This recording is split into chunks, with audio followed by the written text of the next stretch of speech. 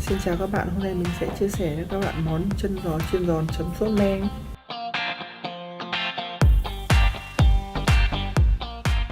Bây giờ mình có một nồi nước sôi, mình cho một lát gừng đập dập vào, 2 củ sả đập dập, một thanh quế, 2 gam hoa hồi. Ở đây mình sử dụng phần bắp chân giò trước nhé. Sau khi nước sôi thì bắt đầu mình cho cái phần móng giò này vào. Các bạn tấu trong vòng từ 10 đến 15 phút. Cho cái thịt nó ngấm và nó khử cái mùi hôi của móng giò luôn. Sau khi đã tấu qua thì mình vớt ra để ráo nhé. Bây giờ mình tiến hành rút cái phần xương của chân giò này nhé.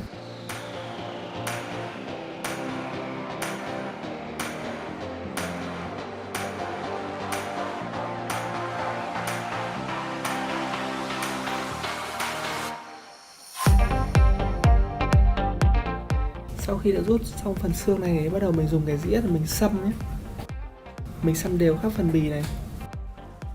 Mình cho thêm một thìa giấm. Các bạn sát đều xung quanh cái phần bì này nhé.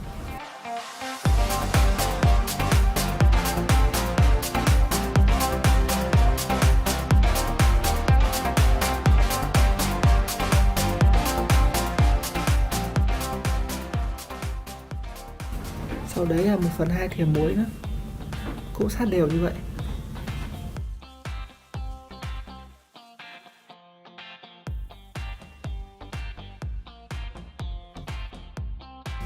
Sau khi đã sát đều xong thì mình đem đi chiên. Sau khi dầu nóng thì mình bắt đầu cho móng giò vào chiên giòn. Các bạn lưu ý là chiên ở cái lửa trung bình nhé. Đừng quá lớn cũng là đừng quá nhỏ.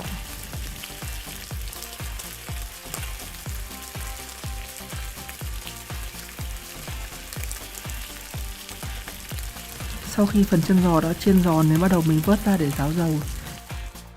Bây giờ mình tiến hành đến làm sốt nhé. Mình phi thơm 10g sả băm, 5g ớt băm.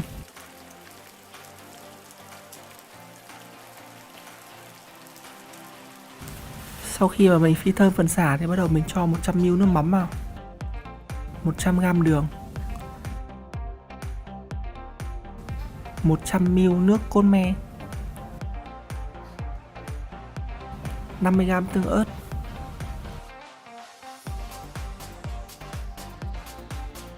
Sau khi hỗn hợp sôi thì mình cho 20g bột ngô hòa tan vào để tạo độ sánh. Cái phần sốt của mình đã hoàn chỉnh rồi, bây giờ mình bắc ra để nguội. Sau khi mà cái phần chân giò mình đã thái miếng vừa ăn đây thì đây là thành phẩm của mình các bạn nhé. Thịt chân giò mềm thơm, cái nước chấm sốt me hòa quyện chua chua ngọt ngọt, rất là kích thích. Hy vọng qua sự hướng dẫn của mình thì các bạn có thể làm thành công cái món này nhé. Chúc bạn thành công.